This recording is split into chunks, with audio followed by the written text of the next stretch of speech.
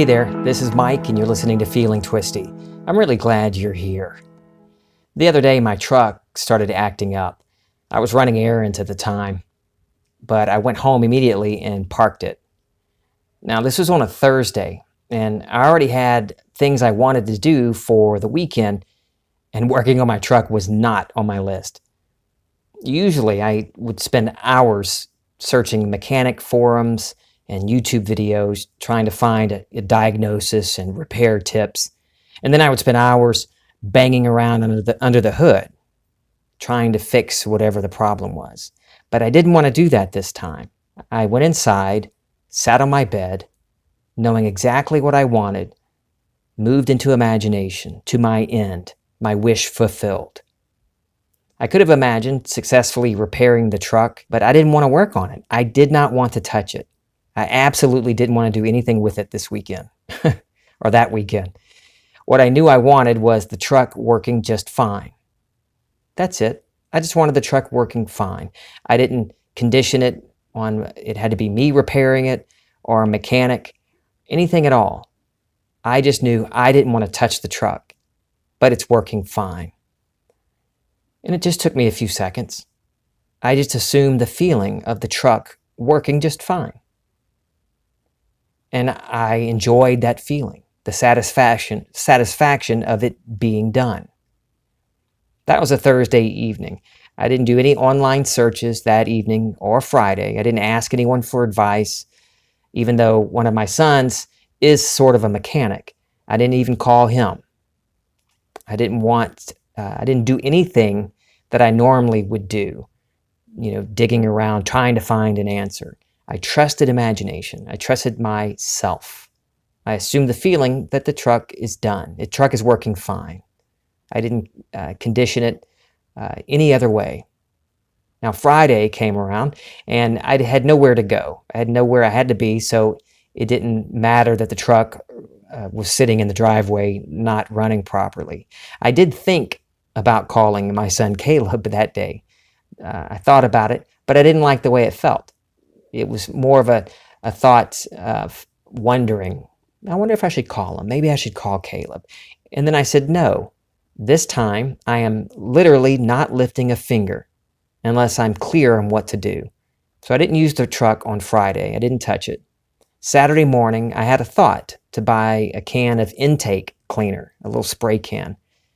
I ended up not using it, but it was $2 is all it cost. But that can of spray did what it was meant to do. It had a little part to play in all of this. So I was pretty clear that morning, Saturday morning, oh yeah, let me go buy some intake cleaner. Later Saturday, Caleb, the mechanic, happened to stop by for a visit. Now when he walked in, I already knew I was not going to ask him about the truck. I was just letting it be. I knew it was done. Why would I bother him about the truck if the truck is working fine already? Because I'd already experienced that feeling. I'd already moved in imagination. But the can of intake cleaner was sitting on the counter. I'd left it there when I came in from the store, and Caleb noticed it and asked about the can of cleaner. Who has trouble with their car? And that's when I told him about my truck. And I told him what it was doing, and he smiled and said, let's go have a look. So we went out there, I popped the hood, started it up, and it sounded awful. But he knew immediately what the problem was. He found two vacuum hoses that had become disconnected, and he reconnected those hoses. And the truck's working just fine. It took less than 5 minutes, and it was done. But I did nothing to try to make it happen. No searches, no asking for advice. The one thing that I was absolutely clear, and it was just a natural thought that I had, get some intake cleaner. I ended up not needing it. But it sitting on the counter brought up the conversation with my son. And it worked out perfectly. In Neville's lecture, Esau and Jacob, he says, I see what I want to see, and then I let it be true. I do not lift a finger to make it true, for how can I discuss it when it is already so? In this case, I knew exactly what I wanted and assumed the feeling of the truck working just fine. And I literally did not lift a finger to make it so until I was compelled to buy that $2 can of cleaner. I didn't even use it. It caught the attention of my son, who then fixed the truck. If you're dwelling in the state of your wish fulfilled, then the actions you do take will feel natural to you. There won't be any confusion or second guessing yourself.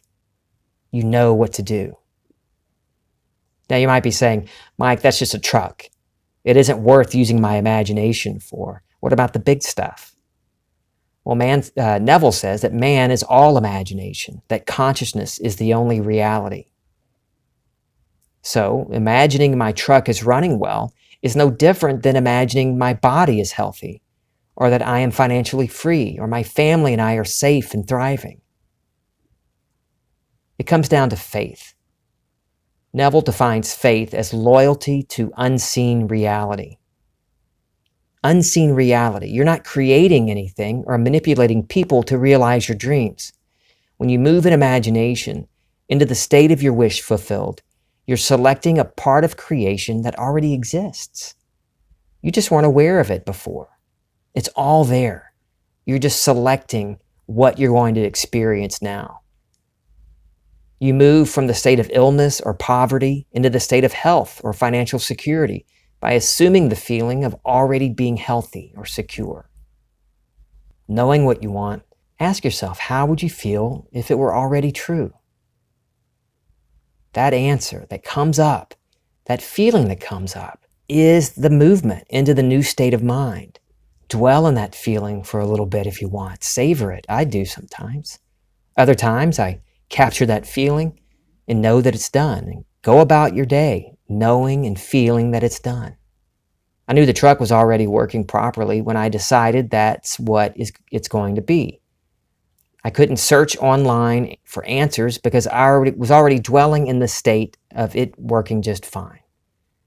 So there was no need for me to search for answers or ask for help, because why would I if it were already true? You can experience anything you want in life by deciding what you want and assuming the feeling of its fulfillment, of it already being true. Come up with a little scene. A first-person present tense scene, one you're experiencing it through your own eyes in your own body. Somebody congratulating you for your success. And it's not that there's no details that you need to add to it.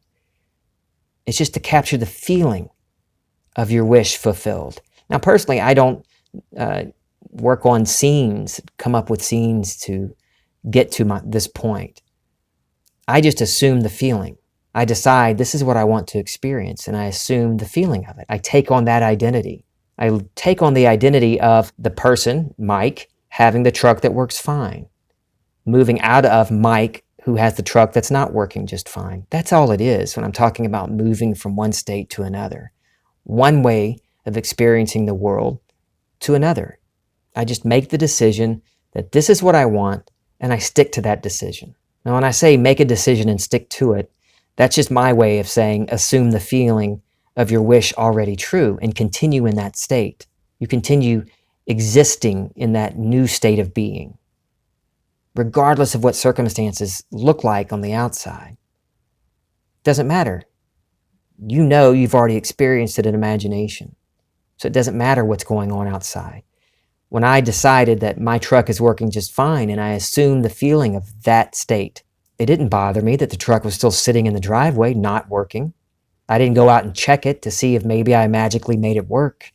It could have happened that way, but I felt I wasn't compelled to do that. I wasn't compelled to go check it or search for answers or look for advice or even ask my son to come over and help me. That all came about perfectly. You don't need to write a bunch of affirmations. If you're truly dwelling in the state of your wish fulfilled, if you trust imagination or God, then you wouldn't need to keep trying to reprogram your subconscious with affirmations or reading another book about how to align yourself with the universe. The universe is within you. Your body is within you, a product of imagination, just like your circumstances. You're not your body. You're not your circumstances. You're not even the name that your parents gave you at birth, or maybe you changed your name. You're not that name. That's a state you're experiencing, an identity you've assumed, and that's the way you're experiencing this go-round. But that's not you. A woman recently said to me that she wishes she could experience the promise as Neville describes, then she would just know and wouldn't have any more doubt. I suggested she do what I did. I just assumed that I had experienced it, that I remember who I really am. And all I did was just imagine telling Kim. And I trusted imagination, God, to bring it about. Over the course of a few years, it did. It came about beautifully in ways I couldn't have expected it. And just mind-blowing, really. But that doesn't mean I'm never at risk of falling into unlovely states or falling asleep again. Of course not. Neville talked about how he even had to be vigilant, watching his inner talk, his reactions. Do what Neville says in Esau and Jacob. See what you want to see. Feel the reality of already being it. Then let it be true. Let it be true. Just relax. Rest easy. Don't try to manipulate anything. If there's confusion or doubt about a choice to make, check your state. What are you feeling? Are you seeing the world from your wish fulfilled, or are you seeing it from this state of lacking whatever that was? In my experience, if I'm confused about a decision, something to do, then I check the state I'm in. Because if I were truly dwelling, if I'm seeing the world from my wish fulfilled, from that new state, preferred state of mind, then my decisions are clear, my actions are clear and decisive, and there is no confusion or worry. Don't discuss your problems with anyone. Search online for the remedy. Let it be true, already true for you. And if it is already true for you, why would you be searching for answers, reading another self-help book, looking for another guru? Be your own guru. I love you. This is Feeling Twisty.